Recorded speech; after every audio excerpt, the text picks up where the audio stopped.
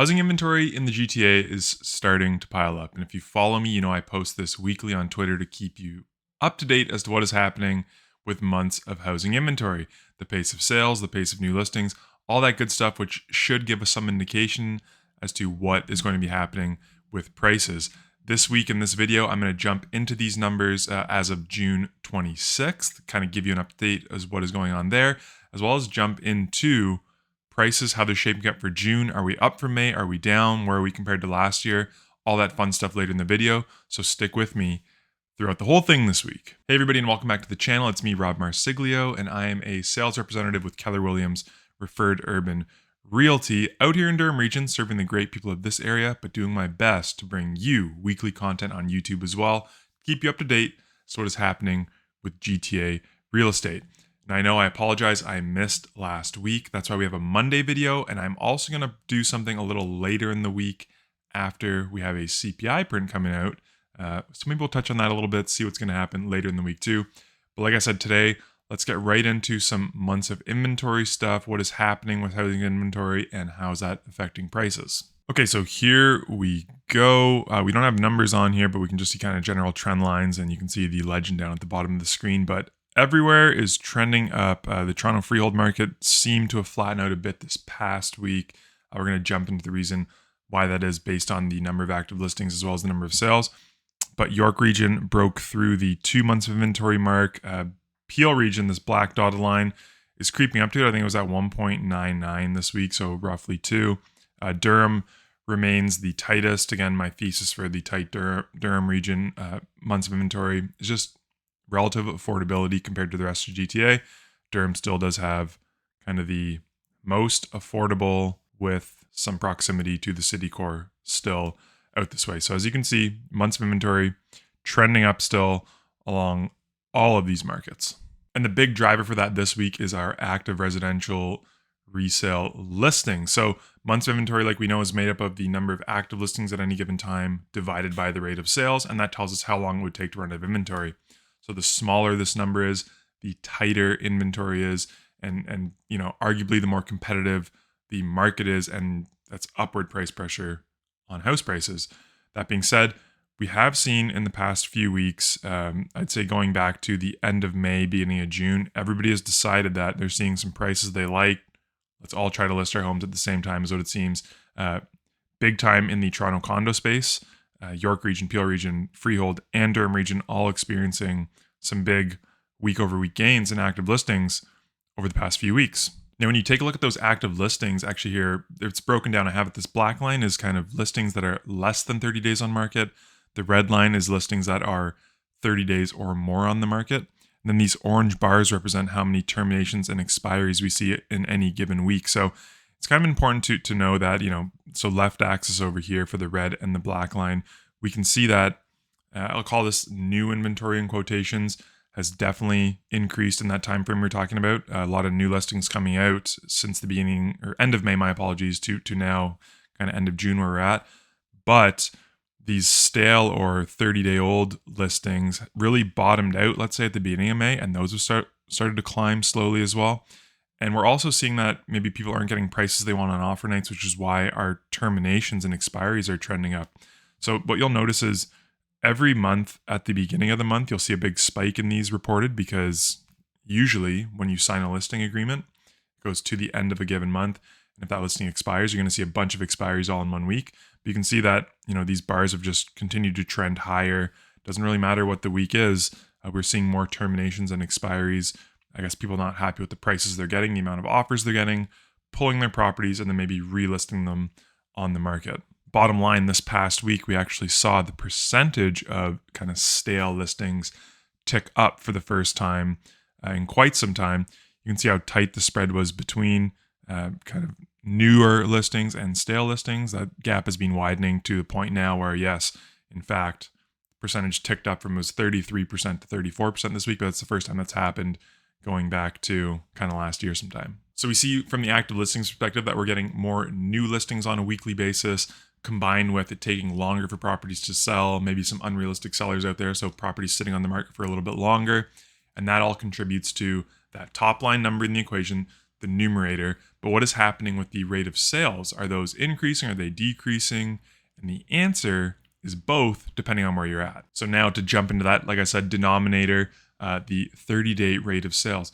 You can see, it might not be extremely evident, but Durham region and the Toronto freehold market saw the slightest uptick. I'm talking like mere percentage points. I think it was less than 2% increase in the rate of sales week over week. Whereas everybody else, PL region, a little flatter. I think there was 15 less sales in the rate of sales this week versus last week. But York region and the condo market both saw pretty decent drop-offs in the rate of sales week to week, which is why they also saw the biggest spikes in months of inventory, if you can remember back to that first slide. Let's put these numbers into perspective for you though. So they're still relatively low. The Toronto condo market has the most months of inventory and it's still shy of 2.6. It's at 2.56 months of inventory, whereas Durham region is the tightest and that number is 1.66 months of inventory. And if we look at this chart here, you see that by the traditional definition, we are still well within kind of seller's market territory. Anything sub 4, and this is according to a moneysense.ca definition, they say 0 to 4 months of inventory is a seller's market, between 4 and 6 is balanced, and between 6 and 10 is a buyer's market. The issue with that is that either we're never in a balanced or a buyer's market in the GTA, or it's just a bunk number. Months of inventory is just bunk, because you can see we are way down here as a whole. You know, this number's trended up. Let's call them the GTA. Maybe we're closer to 2%. But again, we've never truly been in a sustained balance or a buyer's market in TREB based on this definition. And that's why it's more important, I think, to look at the rate of change of months of inventory. And what we're seeing is roughly across these kind of 5 segments that we look at, is that months of inventory has increased by about 30% from the end of May to where we are at right now. Let's put that in some more historical context. I've shown this in previous videos too. Whenever we see our big price drops, we see kind of very sudden month over month changes in months of inventory. I'm not putting a threshold on anything here, but you know, around 70% is what we saw in the 2017 and then last year's correction 2022. That's the big spike in inventory we saw. Pandemic aside, that was a kind of the biggest jump we've seen historically in months of inventory, and we saw kind of a 1 month dip. But where we're sitting at right now, about 30%, is kind of similar to what we saw in kind of late 2021, early 2022. People jumping into the market, then there wasn't much change into February, and then again March inventory just started to pick up, and then April really started to pick up. So right now, I'd say we're kind of, you know, if this black line, we're going to show it next month on here, be around 30%, maybe more, because this takes into account all of TREB. But I think we're at a point in time where if we see months of inventory continuing to climb at this rate, we might not see the drastic price dip that we saw here, you know, drops of, you know, anywhere, you know, over 5%, close to 6% in a single month drop in prices. But it's just something to keep an eye on. Again, this black line is trending up above this line. Finally, we're getting into inventory building territory. Let's keep an eye on what that does next month. And yeah, it's kind of an update as to where we are right now in months of inventory. So a big spike in the change months of inventory equals a big drop off in prices. We're seeing more of a, you know, it's only 1 month of building of inventory, but we are starting to see it reflected in prices as well. Let's take a look at the kind of weekly numbers for the GTA, what is happening with the median sale price and the number of sales. And here are those numbers going back week 18. Like we said, we capped out at $1.3 million for the median price. This was end of April, beginning of May. Hasn't reached those levels yet. Got back up to like 1.29 here.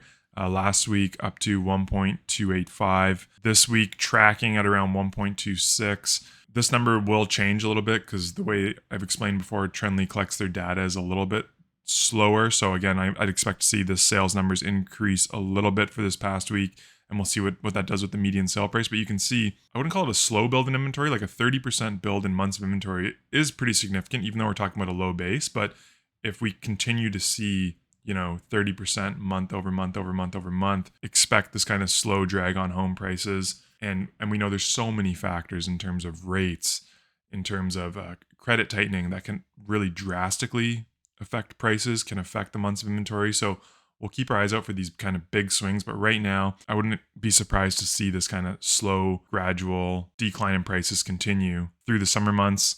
That won't be surprising to me if we see that for the next few months. It's really going to be fall will be the next time you'd expect seasonally to see prices maybe rebound a little bit. Do we see that this year or not? I think months of inventory, tracking that on a weekly basis, can give us a good idea as to what is going to be happening with prices as we get closer to. So we peaked out kind of in our weekly median sale price back at the end of April, beginning of May. That's kind of when we saw our biggest price acceleration, January through to May. Pretty decent price acceleration this year. We'll take a look right here. But you can also see that so far in June, the median sale price is down about 10 grand from where it was last year. So we've jumped our median sale price for freehold residential properties in the GTA from 1.115 to 1.29 in May. As we saw, the weekly is starting to roll over, and that is being reflected in the monthly. So we will see that median sale price down month over month. The gap from last year, year over year, is going to be much bigger than we saw in May. So year over year price gains. Again, get ready for those headlines about the smoking hot, scorching market. It's up so much year over year, blah, blah, blah, blah, blah.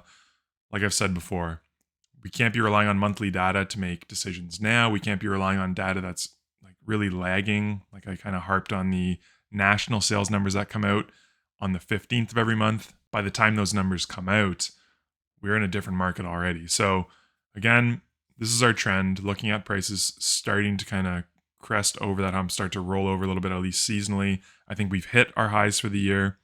I don't think we get back here in the fall market either. Could be wrong. That's just what I'm seeing. So that is not it for this week, but that is it for this video. Like I said, I'll be back later in the week with another one. We've got the CPI print coming out, which I think we'll touch on. And I've been working on putting together some numbers with regards to historical affordability. Where are we right now compared to where we were? Can we use affordability ratios to say where prices are going to be heading in the future? We'll kind of maybe touch on all of those things. And like I said, I post these charts and everything on Twitter, so make sure to hop over to that platform, follow me over there. Even when I am missing a week of posting a YouTube video, I'm still keeping things up to date on the Bird app. Thank you so much once again for sticking with me right through this video. I hope you got some great value out of it. Until we speak again next time, stay safe and cheers. Hey there, I really appreciate you watching this video all the way to the end. If you enjoyed it, I've got another video for you right here on the screen. And, while you're here, maybe just click on my face, subscribe to. I don't want you to miss anything going forward.